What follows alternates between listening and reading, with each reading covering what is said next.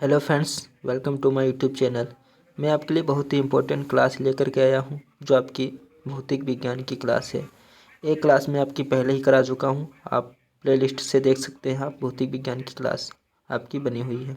ये आपकी भौतिक विज्ञान की आपकी दूसरी क्लास है। ये आपके एसएससी जीडी, यूपीपी, पैट और जितने भी एग्ज़ाम्स होते हैं जिनमें भौतिक विज्ञान पूछी जाती है, सभी के लिए इम्पोर्टेंट्स क्लास है। काफ़ी महत्वपूर्ण क्लास है।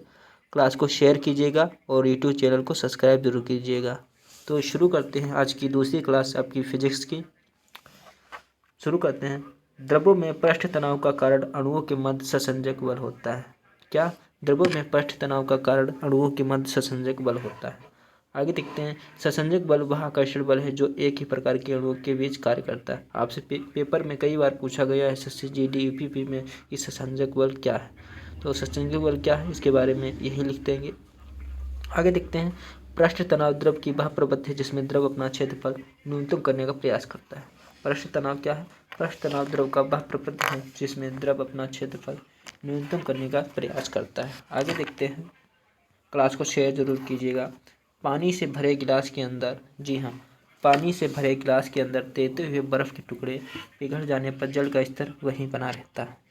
आगे देखते हैं। बहुत इंपॉर्टेंट बात है, ध्यान से सुनिएगा। पानी से भरे गिलास के अंदर तैरते हुए बर्फ के टुकड़े पिघल जाने पर जल का स्तर वहीं बना रहेगा, क्योंकि बर्फ के टुकड़े द्वारा प्रतिस्थापित जल का आयतन बर्फ के द्रव के रूप में आयतन के बराबर होता है। आगे देखते हैं। उत्प्लावी बल। कौन सा बल? उत्प्लावी बल किसी वस्तु द्वारा हटाए गए तरल के भार के बराबर होता है। उत्प्लावी बल क्या होता है? किसी वस्तु द्वारा हटाए गए तरल भार के बराबर होता है आपका उत्प्लावी बल। यह सिद्धांत आर्किमिडीज ने दिया था। आर्किमिडीज ने कौन सा सिद्धांत दिया था? उत्प्लावी बल का आपका आर्किमिडीज ने सिद्धांत दिया था। आगे देखते हैं। पिघलने पर सामान्यतः ठोस आयतन में वृद्धि होती है। पिघलने पर सामान्यतः ठोस आयतन में वृद्धि होती है, लेकिन बर्फ पिघलने पर सिकुड़ती है। बर्फ क्या होती है? बर्फ पिघलने पर क्या होती है? सिकुड़ती है। आगे देखते हैं। यदि ठोस में कोई अशुद्ध विद्यमान है तो उसका गलनांक कम हो जाता है। आपके पेपर में काफ़ी बार पूछा गया है, यदि ठोस में कोई अशुद्ध विद्यमान है तो उसका गलनांक बढ़ेगा या घटेगा, तो उसको गलनांक क्या होता है? कम हो जाता है अगर उसमें अशुद्ध है। पारा। पारा शीशे को नहीं भिगोता है क्योंकि इसका ससंजक बल असंजक बल से अधिक होता है। काफ़ी बार स्टेटमेंट्स दे देता है और फिर पूछता है कि पारा शीशे को नहीं भिगोता है, क्यों? क्योंकि इसका ससंजक बल असंजक बल से अधिक होता है। जल में किसी डिटर्जेंट या साबुन को मिलाने से पृष्ठ तनाव कम हो जाता है। क्या होता है? जल में किसी डिटर्जेंट को मिलाने से पृष्ठ तनाव कम हो जाता है। संवहन, कॉन्वेक्शन। संवहन की प्रक्रिया में ऊष्मा का संचरण अणुओं के वास्तविक स्थानांतरण के द्वारा होता है। संवहन क्या होता है? संवहन की प्रक्रिया में ऊष्मा का क्या होता है? संचरण अणुओं के वास्तविक स्थानांतरण के द्वारा होता है। आगे देखते हैं। पानी की विशिष्ट ऊष्मा सर्वाधिक होती है। आपको बताना है कि पानी की विशिष्ट ऊष्मा सर्वाधिक होती है। इसका मान 1 calorie degree centigrade GM centigrade होता है। 4186 किलोग्राम डिग्री सेंटीग्रेड होता है। बहुत इंपॉर्टेंट ये टॉपिक है आपका यहाँ पे। किसी पदार्थ के 1 ग्राम का तापमान 1 डिग्री सेंटीग्रेड बढ़ाने के लिए आवश्यक ऊष्मा की मात्रा को उस पदार्थ की विशिष्ट ऊष्मा कहते हैं। आपसे पेपर में पूछा जाता है काफ़ी एसएससी जीडी यूपीपी में कि उस विशिष्ट ऊष्मा क्या होती है। किसी पदार्थ के 1 ग्राम का तापमान 1 डिग्री सेंटीग्रेड बढ़ाने के लिए आवश्यक ऊष्मा की जो मात्रा होती है उसे ही विशिष्ट ऊष्मा कहते हैं। आगे देखते हैं। संघनन प्रक्रिया है जिसमें वाष्प द्रव में परिवर्तित होती है। कौन सी वह, आपसे पेपर में पूछा जाता है कि कौन सी वह प्रक्रिया है जिसमें वाष्प द्रव में परिवर्तित होती है। कौन सी क्रिया है? वह संघनन क्रिया होती है जिसमें क्या होती है? वाष्प द्रव में परिवर्तित हो जाती है। आगे देखते हैं। ताप बढ़ाने पर प्रत्यास्थ मान घटते हैं क्योंकि ताप बढ़ाने से पदार्थों की अवस्था में परिवर्तन हो जाता है। फ़ारेनहाइट आप लोग जानते होंगे। फ़ारेनहाइट पैमाने में शुद्ध जल का क्वथनांक 212 डिग्री फ़ारेनहाइट होता है। फ़ारेनहाइट को आपको F से डिनोट करते हैं, सेल्सियम को C से डिनोट करते हैं और कैलोरी को C से डिनोट करते हैं। आपको ध्यान रखना, फ़ारेनहाइट पैमाने में शुद्ध जल का क्वथनांक 212 डिग्री फ़ारेनहाइट होता है।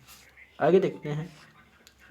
अत्यधिक शीत ऋतु में पहाड़ों पर पानी की पाइपलाइनें फट जाती हैं क्योंकि पाइप में पानी जमने पर फैल जाते हैं। इस पर ध्यान देना है। आपसे काफ़ी बार स्टेटमेंट्स दे के पूछ देता है कि अत्यधिक जहाँ पे जाड़ा होता है वहाँ पे पाइपलाइनें क्यों फट जाती हैं, क्योंकि जो पाइपलाइनें होती हैं उसका पाइपलाइन का जो पानी होता है वो जम जाता है। इसके कारण क्या होता है, जब जम जाता है तो पाइप फट जाते हैं, क्योंकि उसका आयतन वॉल्यूम जो होता है बढ़ जाता है। आगे देखते हैं, तड़ित चमक उसकी गर्जन सुनाई देने से पहले देखने में आती है, क्योंकि प्रकाश की गति ध्वनि की गति से अधिक होती है। आप लोगों ने देखा होगा बरसात के समय क्या होता है, पहले बरसात होने से पहले कुछ बिजली चमकती है, लेकिन क्या होता है, बिजली चमकती बाद में है, लेकिन गर्जन सुनाई देने पहले लगती है, क्योंकि प्रकाश की गति ध्वनि की गति से अधिक होती है। क्या होता है, पहले क्या होता है, पहले बिजली दिखाई देती है, बाद में ध्वनि सुनाई देती है। किसी दर्पण में से परावर्तन के पश्चात तरंग के आयाम में परिवर्तन होता है। किसी दर्पण में परावर्तन के पश्चात तरंग के आयाम में परिवर्तन होता है। तरंग की आवर्ती, तरंग दैर्घ्य व वेग में कोई परिवर्तन नहीं होता है। क्या होता है, बड़ा ही स्टेटमेंट काफ़ी अच्छा है यहाँ पे। किसी दर्पण में से परावर्तन के पश्चात तरंग के आयाम में परिवर्तन होता है और तरंग की आवृत्ति, तरंग दैर्घ्य, वेग में कोई परिवर्तन नहीं होता है। आगे देखते हैं, कंपन करता हुआ कोई पिंड अपनी माध्य स्थिति से अधिकतम जितना विस्थापित होता है उसे आयाम कहते हैं। आपसे पेपर में पूछा जाता है कि आयाम क्या है। कंपन करता हुआ कोई पिंड, जैसे कंपन करता है तो पिंड अपनी माध्य स्थिति से अधिकतम जितना विस्थापित होता है उसे आयाम कहते हैं। एक कंपन पूरा करने में लगा समय आवर्तकाल कहा जाता है। आवर्तकाल किसे कहते हैं, आवर्तकाल को आपको टी से डिनोट करते हैं, ऐसे टी से डिनोट करते हैं। आवर्तकाल किसे, एक कंपन पूरा करने में लगे समय उसे आवर्तकाल कहा जाता है। एक आवर्तकाल में तरंग द्वारा चली गई दूरी को तरंग दैर्घ्य कहते हैं। तरंग दैर्घ्य किसे कहते हैं, एक आवर्तकाल में तरंग द्वारा चली गई दूरी को तरंग दैर्घ्य कहते हैं। एक सेकंड में जितने कंपन होते हैं उसे आवृत्ति कहते हैं। ये काफ़ी इंपॉर्टेंट यहाँ पे बात है, फिर से एक बार रिपीट करते हैं। जब कोई पिंड कंपन करता है, कोई पिंड अपनी माध्य स्थिति में अधिकतम जितना विस्थापित होता है उसे आयाम कहते हैं, ठीक है। एक कंपन पूरा करने में लगा समय के क्या कहते हैं, उसे आवर्तकाल कहा जाता है। और एक आवर्तकाल में तरंग द्वारा चली गई दूरी को तरंग दैर्घ्य कहते हैं। और एक सेकंड में जितने कंपन होते हैं उसे आवृत्ति कहते हैं। आगे देखते हैं, अवतल दर्पण का प्रयोग दाढ़ी बनाने, गाड़ी के हेडलाइट एवं सर्च लाइट में, सोलर कुकर में तथा आँख, कान, नाक के डॉक्टर द्वारा प्रयोग में लाया जाता है। जो आपका अवतल दर्पण होता है एग्जाम्पल दे देता है कि किस में प्रयोग में लाया जाता है। आपके जैसे जीडी में काफ़ी सवाल यहाँ से हमने देखे हैं, यूपीपी में भी देखे हैं, लेखपाल में भी देखे हैं, काफ़ी क्वेश्चन आपके यहाँ से आते हैं। क्या होता है, अवतल दर्पण का प्रयोग दाढ़ी बनाने में, जो हम लोग दाढ़ी बनाते हैं, गाड़ी के हेडलाइट में एवं सर्च लाइट में, सोलर कुकर में एवं तथा आँख, कान तथा नाक के डॉक्टर द्वारा प्रयोग में लाया जाता है आपका अवतल दर्पण। आगे देखते हैं, प्रकाश का तरंग दैर्घ्य जिसे वेव लेंथ कहते हैं द्वारा निश्चित किया जाता है। प्रकाश का रंग जो होता है तरंग दैर्घ्य द्वारा निश्चित किया जाता है। सबसे अधिक तरंग दैर्घ्य लाल रंग के प्रकाश की होती है। आपसे पेपर में काफ़ी बार पूछा गया है कि सबसे अधिक तरंग दैर्घ्य किसकी होती है, तो सबसे अधिक तरंग दैर्घ्य किसकी, लाल रंग की होती है। आगे देखते हैं, सबसे कम तरंग दैर्घ्य बैंगनी रंग के प्रकाश होती है। आपने वो फार्मूला देखा होगा, बैंगनी पिया नाला, क्या होता है, बैंगनी पिया नाला विबग्योर।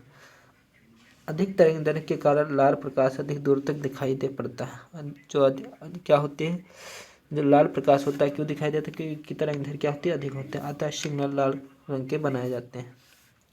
विभिन्न स्थिति में उत्तल लेंस में प्रतिबिंब की लंबाई वस्तु की अपेक्षा छोटी होती है। विभिन्न स्थिति में क्या होता है, उत्तल लेंस में जो प्रतिबिंब की लंबाई होती है वह वस्तु क्या होती है, अपेक्षा छोटी होती है। बराबर या बड़ी हो सकती है। अवतल लेंस में प्रतिबिंब की लंबाई सदैव ही वस्तु की अपेक्षा छोटी होती है। अवतल लेंस में जो प्रतिबिंब की लंबाई होती है वह सदैव ही क्या होती है, वस्तु से हमेशा छोटी होती है। आगे देखते हैं, मोटर वाहनों में पक्षदर्शी दर्पण के रूप में उत्तल कॉन्वेक्स दर्पण का प्रयोग में लाया जाता है। जो आपका मोटर वाहन होते हैं उसमें पक्षदर्शी दर्पण के रूप में उत्तल या कॉन्वेक्स दर्पण का उपयोग में लिया जाता है। आगे देखते हैं, अवतल दर्पण के फोकस तथा वक्रता केंद्र के बीच रखी वस्तु का प्रतिबिंब उल्टा तथा वास्तविक बनता है। बहुत इंपॉर्टेंट है बात यहाँ पर, आपके सबसे जीडी यूपीपी में काफ़ी बार पूछी गई है बात कि अवतल दर्पण के फोकस तथा वक्रता केंद्र के बीच रखी वस्तु का प्रतिबिंब कैसे बनता है, उल्टा और वास्तविक बनता है।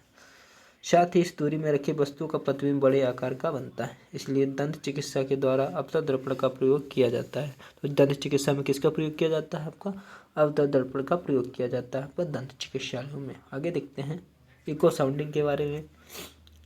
इको साउंडिंग एक तकनीक है जिसका प्रयोग करके सागर की गहराई को मापा जाता है। इको साउंडिंग क्या है, इको साउंडिंग एक तकनीक है, टेक्नोलॉजी है जिसका यूज करके सागर की गहराई को मापा जाता है। फेदोमीटर से भी नापते हैं। एसआई पद्धति में लेंस शक्ति की इकाई डायोप्टर होता है। इसे डी से डिनोट करते हैं डायोप्टर को। एसआई पद्धति में लेंस की शक्ति का इकाई क्या होता है आपका? डायोप्टर होता है। आगे देखते हैं।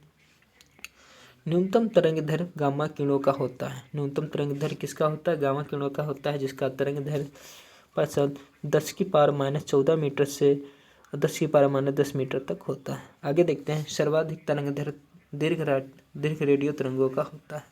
सर्वाधिक तरंगदैर्घ्य किसका होता है? दीर्घ रेडियो तरंगों का होता है। आगे देखते हैं।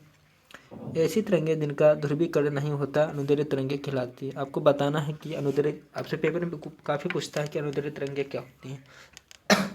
ऐसी तरंगें जिनका ध्रुवीकरण नहीं हो सकता अनुदैर्घ्य तरंगें या लॉन्गिट्यूडिनल वेव्स कहलाती हैं।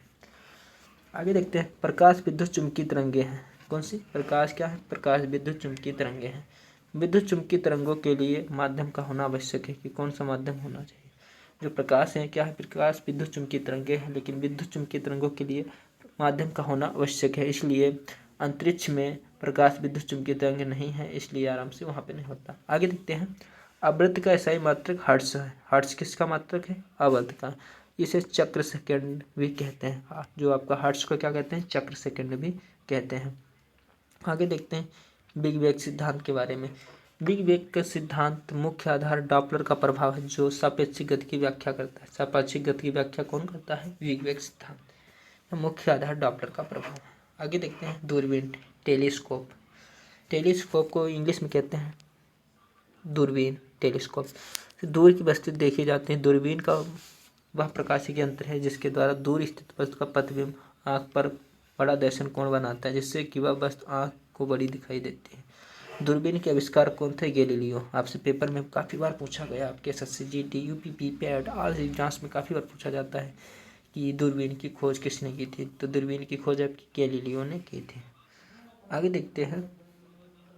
सर्वप्रथम रोमर ने प्रकाश की चाल का मापन किया। कि आपसे पेपर में पूछा जाता है कि प्रकाश की चाल के मापन सर्वप्रथम किसने किया था? तो रोमर जी ने किया था प्रकाश की चाल का प्रथम मापन। आगे देखते हैं। पानी में डूबी हुई छड़ी अपवर्तन के कारण मुड़ी हुई प्रतीत होती है। जो पानी में आप कोई छड़ी डालेंगे तो अपवर्तन के कारण होती मुड़ी हुई प्रतीत होती है, जहाँ वह सीधी हो। रेगिस्तान में यात्रियों को कुछ दूरी पर पानी होने का भ्रम होता है। इसी रेगिस्तान में मृग तृष्णा या मरीचिका कहते हैं। आपसे पेपर में काफ़ी पूछा जाता है। आपके हाई स्कूल में चैप्टर भी दिया है, इंटर में भी दिया है कि मरीचिका क्या है। रेगिस्तान में क्या होता है? जब काफ़ी यात्रियों को कुछ दूरी पर पानी होने का भ्रम होता है, इसे क्या कहते हैं? मरीचिका या मृग तृष्णा कहते हैं। आगे देखते हैं। 20,000 हर्ट्ज से कम की आवृत्ति वाली ध्वनि तरंगें अपश्रव्य तरंगें होती हैं, तथा 20,000 की अधिक आवृत्ति वाली तरंगें प्राश्रव्य तरंगें कहलाती हैं। अपश्रव्य तरंगें देख लीजिए। जो 20,000 हर्ट्ज से कम की आवृत्ति वाली तरंगें होती हैं उन्हें अपश्रव्य तरंगें कहते हैं, और 20,000 हर्ट्ज से जो अधिक आवृत्ति वाली होती है उन्हें प्राश्रव्य तरंगें कहते हैं। 20,000 हर्ट्ज से 20 किलो हर्ट्ज तक की आवृत्ति तरंगें श्रव्य तरंगें कहलाती हैं। क्या? 20,000 हर्ट्ज से 20 किलोग्राम हर्ट्ज तक की आवृत्ति तरंगें क्या होती हैं? श्रव्य तरंगें कहलाती हैं। आज की फिजिक्स की दूसरी क्लास आज की यहीं पे समाप्त होती है। यह क्लास स्पेशली आपके एसएससी डीयूपी पैट और ऑल एग्जाम्स जो आपके आने वाले हैं उनके लिए बहुत ही इंपॉर्टेंट है। ऐसी क्लास देखने के लिए आप हमारे यूट्यूब चैनल को सब्सक्राइब कर लें, बेल आइकन को प्रेस कर लें, और सभी क्लास की आपकी प्लेलिस्ट बनी हुई है, वहाँ से आप देख सकते हैं। जय हिंद।